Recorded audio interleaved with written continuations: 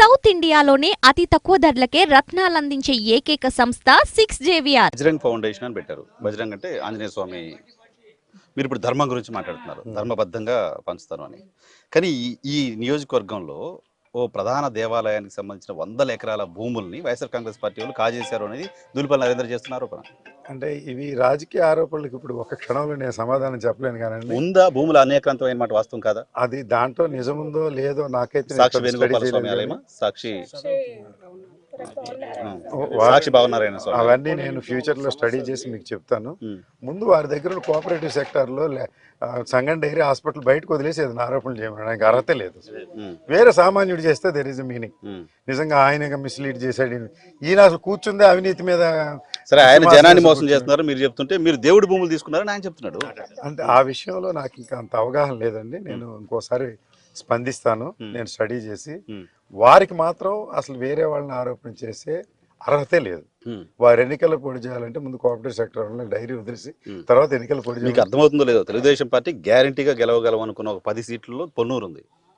అంటే వారి అమాయకత్వం నేనేం చేయలేను కానీ take it granted more than 20,000 I'm going to win.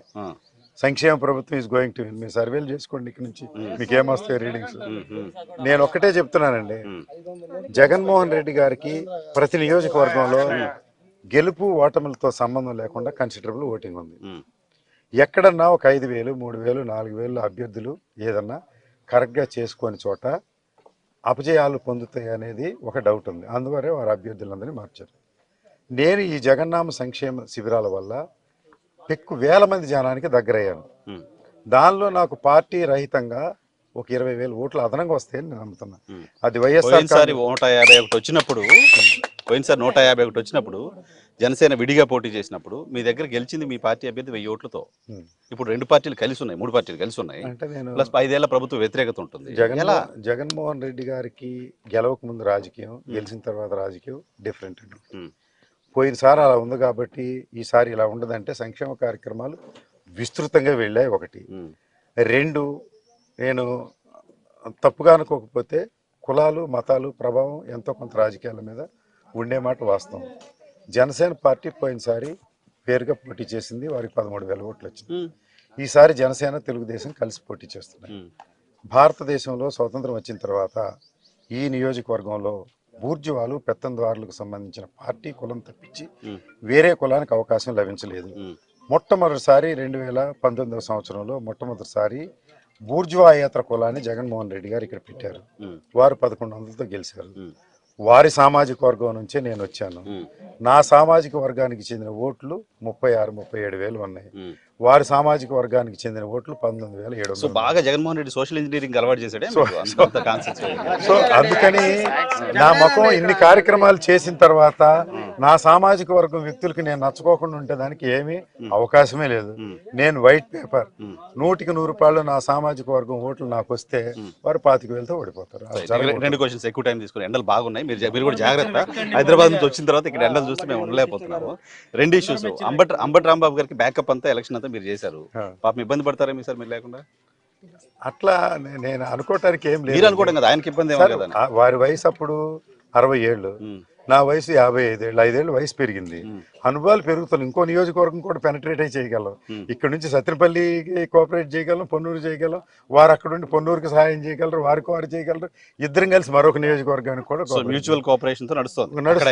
దాంట్లో ఇదేం లేదు, తేడాలేం లేదు. సో ఇరిగేషన్ కూడా ఉంటుంది అక్కడ నుంచి, మనీ ఇరిగేషన్ కూడా అక్కడ నుంచి మనీ సంక్షేమం అండి, అంత సంక్షేమం. ఇరిగేషన్ మినిస్టర్ అయినా ఏదన్నా నా దగ్గర రూపాయి ఏంటంటే కళ్ళజోడు కొనియటం, లేకపోతే గుండె జబ్బు సర్జరీ చేయించడం, బస్సు పెట్టి జనాన్ని తప్పించి వేరే. చాలా మంది గుంటూరు జిల్లాకు సంబంధించిన వైఎస్ఆర్ కాంగ్రెస్ పార్టీ నాయకులకి అర్థం కాని ఏంటంటే, మీ పార్టీకి సంబంధించిన సీనియర్ నాయకులకి, అరే మురళి ఎలా తెచ్చుకున్నాడు టికెట్ అని. మీరు పార్టీలో ఎవరి వర్గం? జగన్మోహన్ రెడ్డి గారి వర్గమా, భారతి గారి వర్గమా, విజయసాయి రెడ్డి వర్గమా, సజ్జల రామకృష్ణారెడ్డి వర్గమా, ఇంకెవరు వైవి సుబ్బారెడ్డి వర్గమా? నేను మీ పార్టీలో అడిగాను. ఒకటే క్లాస్. మీకు ఒక విషయం ఏంటంటే, జగన్మోహన్ రెడ్డి గారితో నాకు 30 సంవత్సరాల అనుబంధం ఉంది వ్యక్తిగతంగా.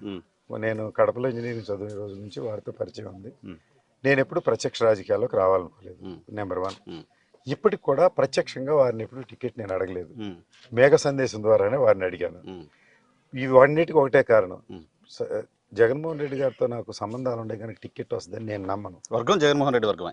అసలు జగన్మోహన్ రెడ్డి గారు సర్వం జగన్మోహన్ రెడ్డి, ఉమ్, ఉమ్. ఇంకా వేరే ఏమీ లేదు. మాలో వర్గాలు లేవు, జగన్మోహన్ రెడ్డి గారికి వర్గాలు లేవు, ఓకే. సర్వం జగన్మోహన్ రెడ్డి. మురళీకృష్ణ అంటే జగన్మోహన్ రెడ్డి Right. ఒకటి. ఆ, అయితే వారి సంక్షేమ కార్యక్రమాల భావజాలాన్ని, వారి సంక్షేమ కార్యక్రమాల వారసత్వాన్ని నేను పుణికి పుచ్చుకున్నాను కనుక నన్ను వారు టికెట్ సెలెక్ట్ చేసింటారని నేను భావిస్తున్నాను. ఓకే. 100% అవే. నిన్న కూడా 6 నియోజకవర్గాల గురించి సాక్షి పేర్లు ప్రముఖంగా రాశారు. ఉమ్, నేను అవుట్ ఆఫ్ పాలిటిక్స్ నుంచి జోనర్లో నుంచి వచ్చిన వ్యక్తిని సంక్షేమాలు చేయడం ద్వారా. ఉమ్. సో 101% ఏ వర్గానికి చెందిన వర్గం. నేను కేవలం సంక్షేమ వర్గం, సర్వస్వం సంక్షేమం. ఒక్కటే లాస్ట్ క్వశ్చన్ కదా, ఒకటే నిమిషంలో ఆన్సర్ కావాలి. ఎందుకు ధూళిపాల నరేంద్ర వద్దు, ఎందుకు అంబటి మురళి కావాలి? ఒక ఆన్సర్ ఆయనకి, ఒక ఆన్సర్ మీకు. 25 సంవత్సరాలు వారు రాజకీయం చేశారు. ఉమ్, నాకు వారి ముద్ర అసలు ఊర్లో ఏ గ్రామంలో కనిపించలేదండి. ఉమ్, ఓన్లీ బూర్జువాతత్వం నెంబర్ 1. ఉమ్, రెండోది మామలపల్లిలో నేను ఇల్లు కట్టుకున్నా. నా పక్కన సోఫాలు హరిజనుడు, గిరిజనుడు, బడుగు బలహీన వర్గాల వాళ్ళు వచ్చి కూర్చుని మాట్లాడితే ఎవరైనా ప్రశాంతంగా వస్తారు. ఉమ్. నా పక్కనే కూర్చుని బడుగులు భోజనం చేస్తారు. ఉమ్. అది వారు- బడుగుల పార్టీ కదా, వారు- బీసీ వినండి. పార్టీ, తెలుగుదేశం పార్టీ చెప్తారు. వారి చింతలపూడిలో వారి ప్యాలెస్ ఏదో ఉంది, అక్కడికి పైన బస్ షెల్టర్లో కూర్చుని ఉంటారు జనం. వీరు పొద్దున్న లేచిన తర్వాత ఎవరన్నా ప్రవేశపెట్టమంటే ప్రవేశపెడతారు. వీరికి అసలు పట్టణంలో ఆఫీసే లేదండి, ఉమ్, పొన్నూరులో ఆఫీస్ లేదు, జనంతో ఇంటరాక్షనే లేదు. ఉమ్. వీరు పొద్దున్నే లేచి ప్రవేశపెట్టమన్న వారిని రాజమందిరాల్లో ప్రవేశపెట్టినట్టు ప్రవేశపెడితే 2 మాటలు వింటారు. వారు కారులో క్యారేజ్ సర్దుకుని వెళ్ళి సంఘం డైరీలో కూర్చుంటారు. వారు ప్రజల మనిషే కాదండి. పొలిటికల్ వ్యాక్యూమ్ ఉండడం వల్ల పొన్నూరులో వారు గెలిచారు. కానీ సరైన వాడు ధీటుగా జగన్మోహన్ రెడ్డి సంక్షేమాన్ని మోసుకుంటూ నాలాంటి వ్యక్తి వస్తే ఫస్ట్ రౌండ్లోనే అవుట్ అయిపోతారు. వారు 20,000 పైచిలకు ఓట్లతో వైఎస్ఆర్ కాంగ్రెస్ పార్టీ పొన్నూరులో గెలవబోతుంది. రైట్ సార్, మీరు 15 రోజుల్లోనే అంబటి రాంబాబు గారి కంటే డబుల్ అయిపోయారు. All the very best.